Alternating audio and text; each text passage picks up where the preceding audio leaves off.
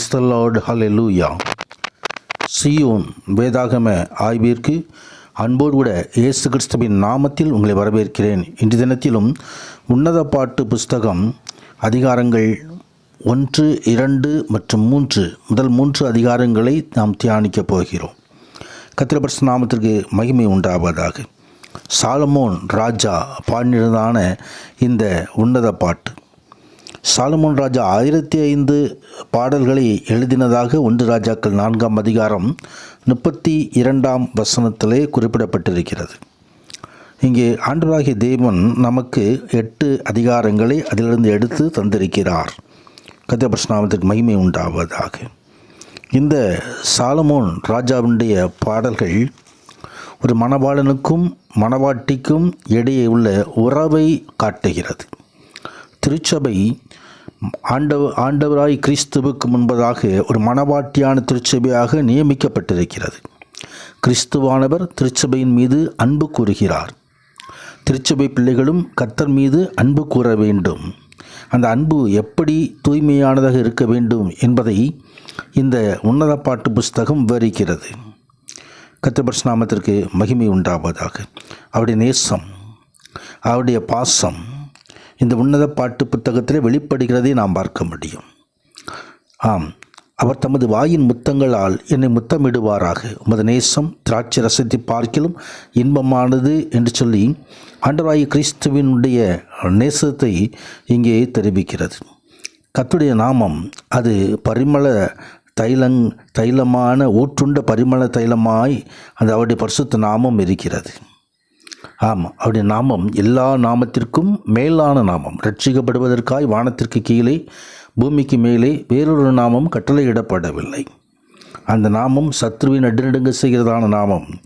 அந்த நாமத்தை நாமும் பற்றிக்கொள்ள வேண்டும் என்று சொல்லி, இதோ நான் கருப்பாய் இருந்தாலும் நேசர் என்னை தேடி வருகிறார்.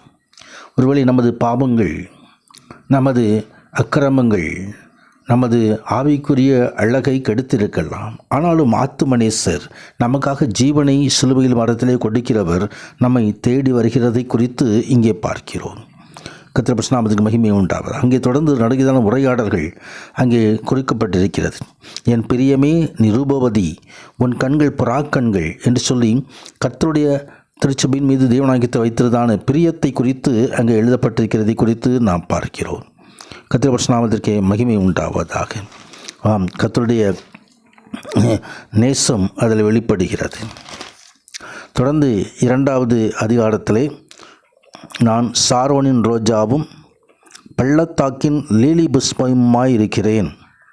முள்ளுகளுக்குள்ளே லீலி புஷ்பம் எப்படி இருக்கிறதோ அப்படியே குமார்த்திகளுக்குள்ளே எனக்கு பிரியமானவளும் இருக்கிறாள் என்று சொல்லி ஆண்டவராகிய தேவன் தன்னை வெளிப்படுத்துகிறதை குறித்து பார்க்கிறோம்.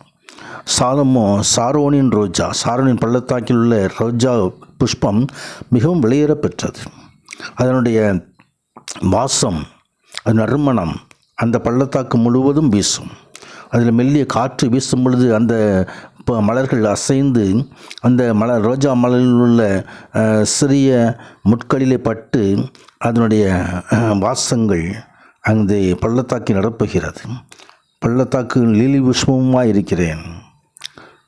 ஆனால் குமாரத்தி ஆண்டோடைய திருச்சபை எப்படி இருக்கிறதுன்னு சொன்னால், முள்ளுகளுக்குள்ளே லீலி புஷ்பம் எப்படி இருக்கிறதோ அப்படியே குமார்த்திகளுக்குள்ளே எனக்கு பிரியமானவளும் இருக்கிறாள். இதோ திருச்சபையும் உபத்திரங்கள். இப்படி நான் உலகத்தில் உபத்திரம் உண்டு, திடன் கொள்ளுங்கள் என்று சொல்லி ஆண்டவர் அழைக்கிறவர். நான் உலகத்தை ஜெயித்தேன் என்றார். அவரும் பலவிதமான உபத்திரவத்தின் பாதையில் சிலுவையை எடுத்துக்கொண்டு அவர் சிலுவை மரணம் வரைக்கும் கழிஞ்சிருக்கிறார். என்னை பின்பற்றுகிறவன் அவனும் அனுதினமும் தன்னை வெறுத்து சிலுவையை எடுத்துக்கொண்டு என்னை பின்பற்ற வேண்டும் என்று சொன்ன அந்த உபத்திரவத்தின் பாதை ஆண்டோடைய பிள்ளைகளுக்கு உண்டு என்பதை முள்ளுகளுக்குள்ளே லீலி புஷ்பம் என்று சொல்லி ஆண்டவர் விவரிக்கிறார். கர்த்தருடைய பரிசுத்த நாமத்துக்கு மகிமை உண்டாவதாக. தொடர்ந்து காட்டு மரங்களுக்குள்ளே கிச்சிலி மரம் எப்படி இருக்கிறது, அவர் இயற்கை காரியங்களை வைத்து அந்த நேசத்தை அங்கே வெளிப்படுத்துகிறதை குறித்து பார்க்கிறோம். ஆம், கன்மலையின் வெடிப்புகளிலும் சிகரங்களிலும் மறைவிடங்களிலும் தங்குகிற என் பிராபே உன் முகத்தை எனக்கு காண்பி. நேசரே அவர் கண்மலை. அந்த கண்மலையிலே அந்த புறா அடைக்கலம் கொள்ளுகிறது. ஆண்டவர் அந்த முகத்தை பார்க்க விரும்புகிறார். கர்த்தருடைய பரிசுத்த மகிமை உண்டாகும். தொடர்ந்து 3வது அதிகாரத்திலே, ராக்காலங்களிலே என் படுக்கையிலே என் ஆத்துமநேசரை தேடினேன், தேடியும் அவரை காணவில்லை. ஆண்டவரை தேடுகிறதான ஒரு அனுபவத்தை குறித்து அங்கே சாலமோன் ராஜா விவரிக்கிறதை குறித்து பார்க்கிறோம். கர்த்தருடைய பரிசுத்த மகிமை உண்டாவது. நாமும் ஆண்டவரை தேடுவோம், அதிகாலையிலே அவரை தேடுவோம், அவரை கண்டடைவோம். அவரோடு கூட நாம் நித்திய ராஜ்யத்திலே நித்திய காலம் அரசாளும்படியாக கர்த்தர் நமக்கு கிருபை பாராட்டுவார். உன்ன தேவனுடைய பரிசுத்த நாமத்துக்கு மகிமை உண்டாவதாக. ஆமேன், ஆமேன்.